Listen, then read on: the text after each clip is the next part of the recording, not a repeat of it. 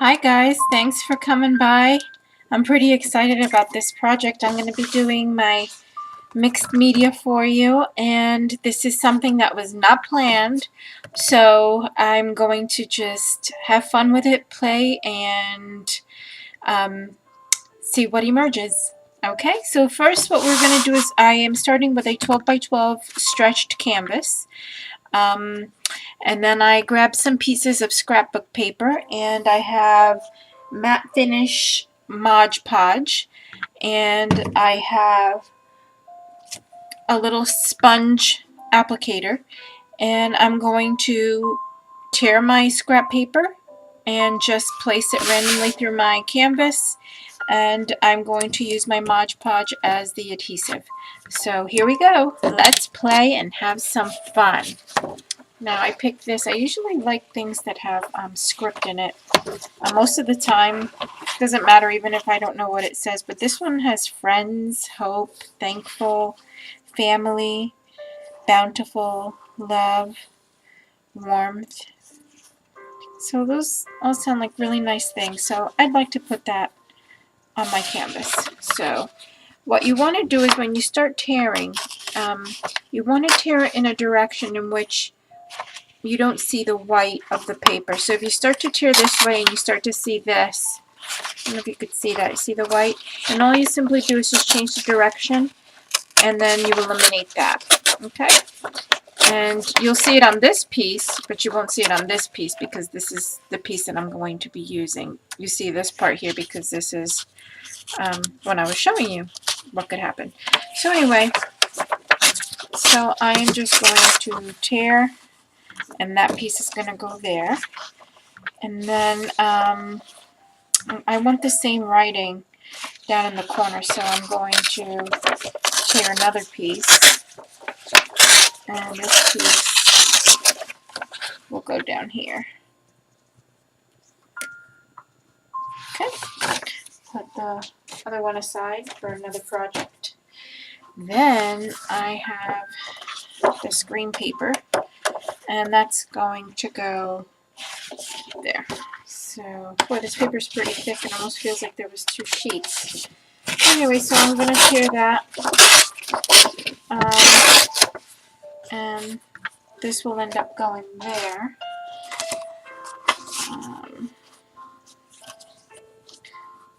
So this will go this way, this will go that way, and it looks like we have some space in here. Now, what to put there? Well, let me think. I have some butterflies. That would look nice. So let me tear a piece of my butterfly paper, and my butterfly paper will actually sit underneath, kind of peeking through. Okay, so now that I know how I'm going to arrange it, I'm going to start Mod Podging my paper down. Okay, let me just, this was a little wrong. Okay, so I take a generous amount of Mod Podge, and I spread that on my canvas. And sometimes Mod Podge ends up on other things too, like I just got it on my tripod. But anyway, I work quickly,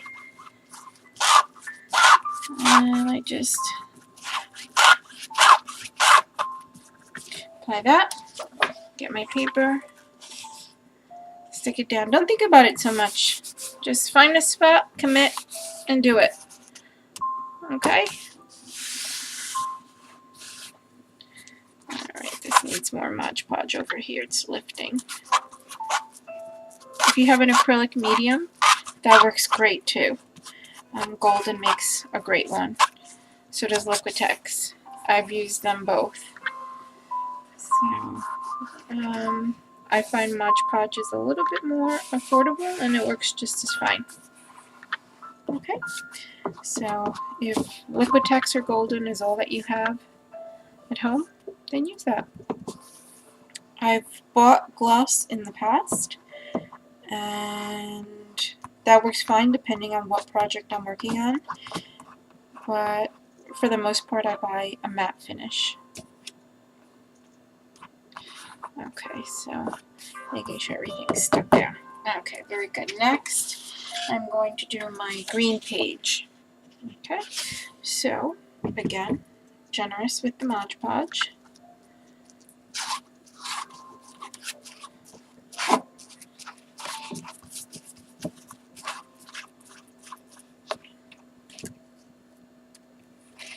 Okay. Oh, I sure hope that you decide to play one day and Mod Podge. Once you start Mod Podging, you'll want to Mod Podge everything. By the way, Mod Podge works great pretty much on anything. I've Mod Podged shoe boxes and turned them into storage containers for my studio, and that works really great. You can go on my blog and you'll see it. www.xojulisse, which is spelled JULISSIE.wordpress.com, and you'll see some of my shoebox art. Okay. And if you miss a spot, just lift it up and put some more Mod Podge on it, and it'll work fine. Such a funny word, Mod Podge. Okay.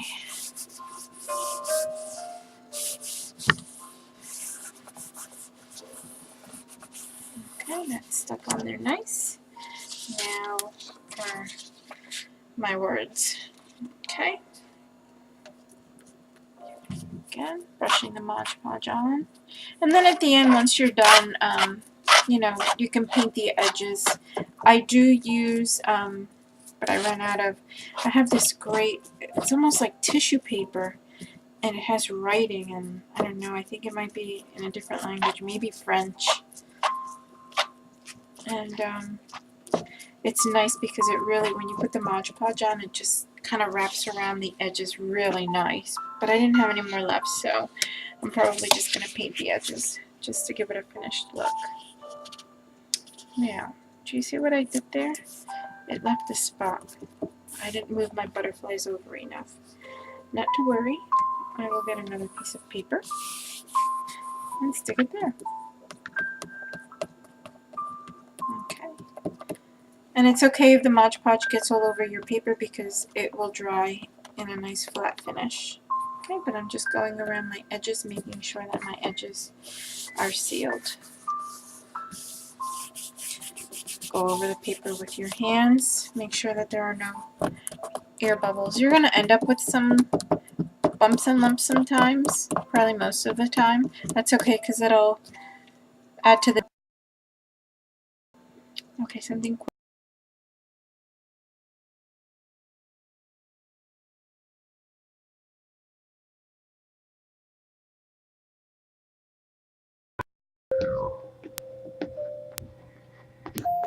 Okay. So I want this to go this way. Yeah, I want it to go that way. Okay. You can put the Mod Podge right on top of the paper.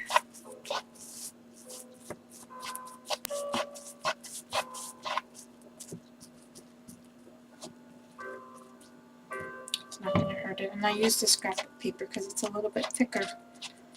But tissue paper works really great.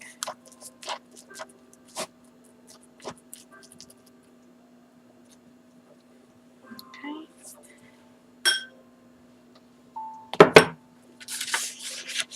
Put this down over here. Oh, I like that. I really like that.